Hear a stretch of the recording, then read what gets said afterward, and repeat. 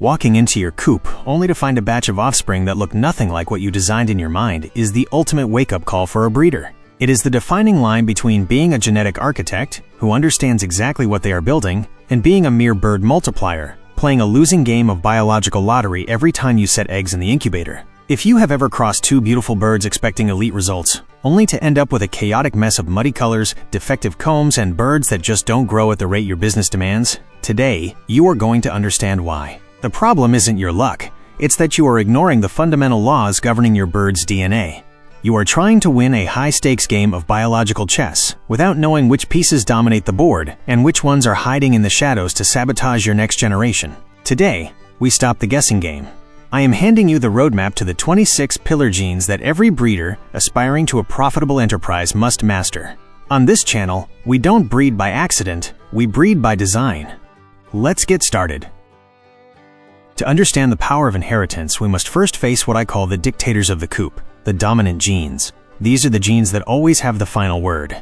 They only need a single copy, inherited from just one parent, to physically manifest and completely silence their counterpart. We will start with the dominant white gene, which functions as a high-potency color inhibitor and is responsible for the visual purity of breeds like the white Leghorn. Its job is to act as a master kill switch that shuts down pigment production, especially black, in the plumage. If you perform a real-world cross, for example, between a white Leghorn rooster and a mahogany-colored hen like a Rhode Island red, you will see that in the F1 generation, nearly all the offspring are born white.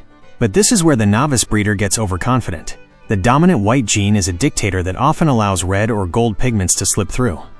So you will see leaks or stains of color on the wings of your birds.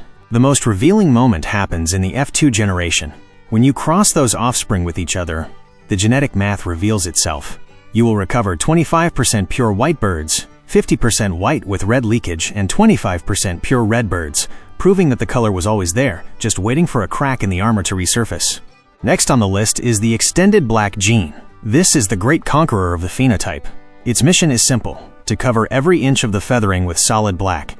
This is the gene you need if you want a line of dark, imposing birds, but it is enemy number one if your goal is a laced or mottled pattern. The extended black gene is so dominant that it can mask almost any other genetic design, leaving the breeder blind to what their birds are actually carrying. Then we have the silver gene, which is one of the most powerful business tools in poultry. Because it is sex-linked and dominant over gold, it becomes the engine for autosexing. A smart breeder knows that, by using the silver gene correctly, they can identify males and females from day one just by the color of the down, saving months of feed costs on birds that don't fit the production plan. This isn't just about aesthetics, it's about bottom-line optimization. Following the dominance that defines style and value, we have the barring gene. This gene creates those iconic white transverse bars seen in the barred Plymouth rock. Like silver, it is sex-linked, but it has a fascinating dosage effect. The male, because he can carry two copies, will always be lighter in color than the female. If you cross a barred rooster with a solid-colored hen, you get autosexing chicks. This is the level of mastery you should aim for. Regarding structure and survival, the comb genes come into play. The rose comb gene is the absolute sovereign of extreme cold climates. It dominates over the single comb and allows a breed to maintain its body temperature and productivity when the thermometer drops. A rooster with a rose comb does not suffer from frostbite-induced necrosis, keeping his fertility intact all through the winter. Alongside it is the pea comb gene, typical of heavy breeds like the Brahma. Both are dominant on their own, but when they meet, they create the walnut comb. If you don't understand this interaction, you'll think your line has been contaminated by a strange mutation, when in reality, you just have a clash of structural dominance. For meat markets, the white skin gene is fundamental. It dominates over yellow skin and defines the quality standard in many European regions. On the ornamental side, the Crest gene is responsible for those spectacular feather crowns. It is dominant, but the breeder must be careful. In double doses, this gene can be associated with cranial hernias, so your selection must be surgical. If you are looking for extreme thermal efficiency, the naked neck gene is your best ally. It eliminates nearly 40% of the bird's feathers, allowing it to dissipate heat massively in tropical climates. And, most importantly for the business, it diverts the protein that would be used for feathers into muscle formation or egg production. This is biological engineering applied to profitability. We add to this power list the foot feathering gene, which is responsible for those feathered shanks we love in the Brahma. It is a dominant and cumulative gene. The more copies and modifiers you select in your logbook, the denser those boots will become, giving the bird its elite status. We also have the blue gene, an incomplete dominant that works like a painter. it dilutes black into a slate gray. But because it isn't a total dominance, the breeder must know that they can never fix the color blue at 100%. You will always have a segregation of blacks and splashbirds in your coop unless you learn to use the splashbirds as a pure production tool. In the nest box, the Dictator is the blue egg gene. This is a dominant gene that tints the entire shell matrix. If your hen has this gene, the egg will be blue. And if she also carries brown shell accumulation genes, you will get the famous olive green egg that is so highly demanded in the artisanal market. To close the block of dominance that directly impact the wallet, we must talk about the Broodiness gene. The maternal instinct to sit on eggs is dominant. If you are a breeder focused on high-scale egg production, this gene is your enemy, because every time a hen goes broody, your production drops to zero. High production breeds have silenced this gene to ensure the machine never stops. Finally, the slow feathering gene, common in heavy breeds, dominates over the rapid. It is used in the industry for wing sexing, but you, as an elite breeder, must know that slow feathering can affect a chick's ability to self-regulate its temperature, which increases your heating costs in the first few weeks. Knowing these 14 dominants gives you control over the present, over what you see today in your pens. But now we must go into the shadows to talk about the silent architects, the recessive genes. Recessive genes are the ghosts of the chicken coop.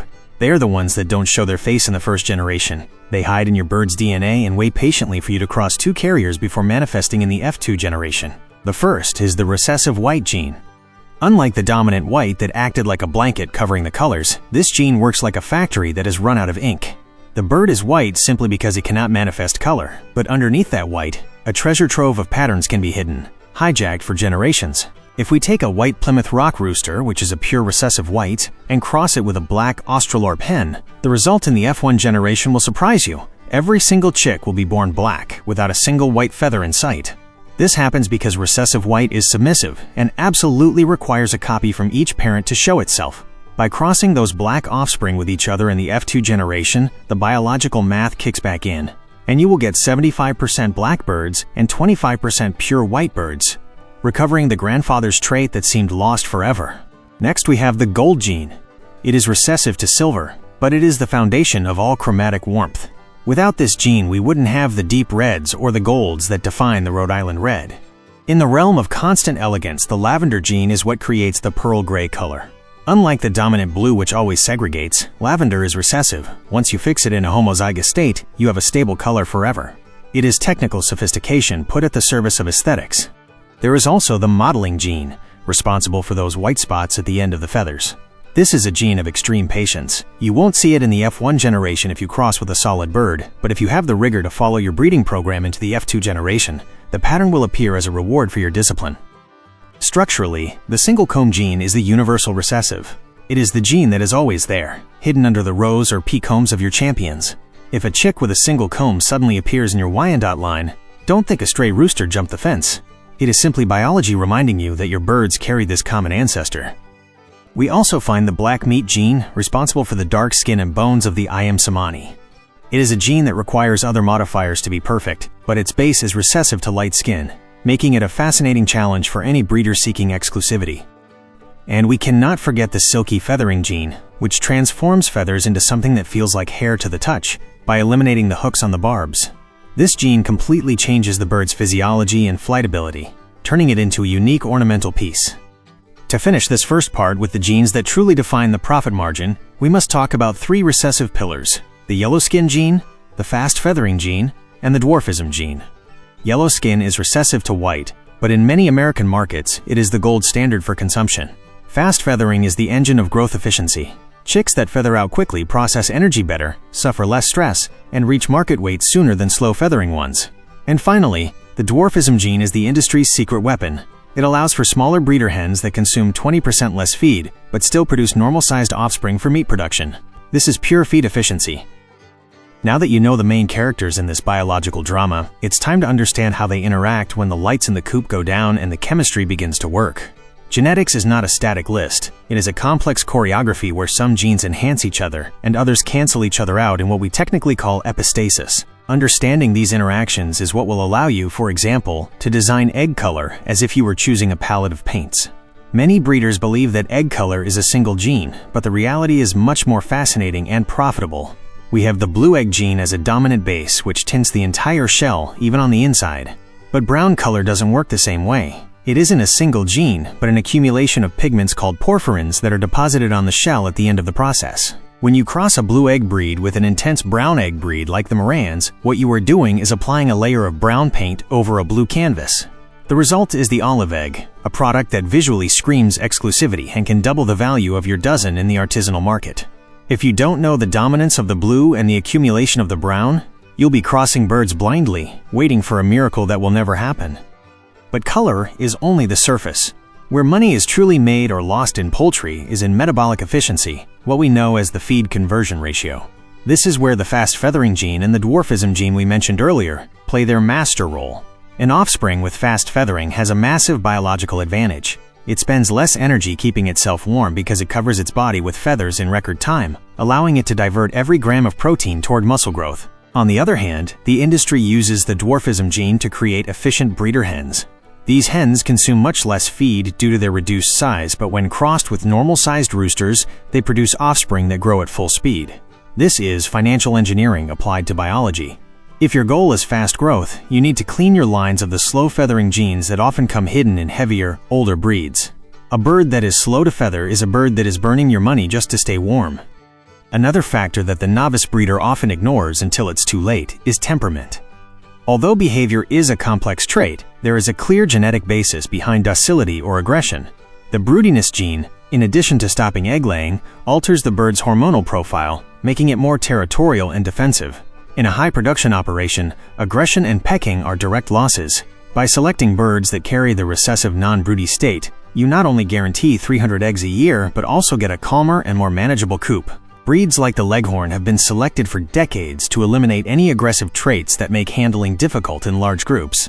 Conversely, if you are creating a breed for free-range grazing where there are predators, you might want to maintain certain traits of alertness and hardiness that others would consider defects. You are the architect, and you decide what psychological traits your lineage needs to survive and produce in your specific environment. Let's talk now about structural interaction, the famous clash of the combs. As we saw, the rose comb gene and the pea comb gene are dominant. If you decide to join two breeds that carry these genes, you are going to create the walnut comb. But the secret that great breeders keep is what happens in the next generation. By crossing those walnut comb offspring with each other, the traits start to segregate, and genetic math will return a proportion of chicks with single combs. Many breeders panic, thinking their line was contaminated by an intruder rooster, when in reality it is proof that your genetics are working perfectly. It is the beauty of recessive traits emerging from the shadows. The same happens with the foot feathering gene. It is a dominant trait, but it is cumulative. If you cross a clean-legged bird with a feather-legged one, the F1 generation will have feathers, but perhaps only a few. You need years of selection and backcrossing to fix those dense boots that give the elite look to a Brahma. It's not an on-off switch, it's a dial that you have to adjust generation after generation. True mastery comes when you are able to combine all of this into a single individual. Imagine a hen that has the cold resistance of the rose comb gene, the efficiency of the fast feathering gene, the commercial value of the blue egg gene, and the elegance of the lavender gene. You don't buy that in a pet store, you build that in the selection nest. Every time you decide which rooster stays and which one goes, you are editing the future of your farm. Genetics is a tool for sovereignty. When you understand these 26 genes, you stop depending on what large industrial genetics companies want to sell you. You become the owner of your own genetic material, capable of creating a breed that adapts to your climate, your market, and your feed costs. It is moving from being a consumer to being a creator. Finally, we must understand that breed purity is only a tool, not the ultimate end. The hybrid vigor you get by crossing well-established lines is what will give you the explosion of health and productivity necessary for your business to be viable.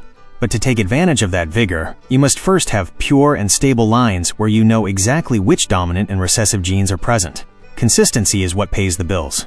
If your customers buy chicks from you expecting them all to have feathered legs and a rose comb, and you deliver a heterogeneous mix, your brand as a breeder will die before it starts. The selection log is your best friend. Record every result, track every trait, and don't let chance dictate the fate of your investment. Mastering poultry genetics is not a luxury for scientists. It is the foundation for the survival of any modern farm.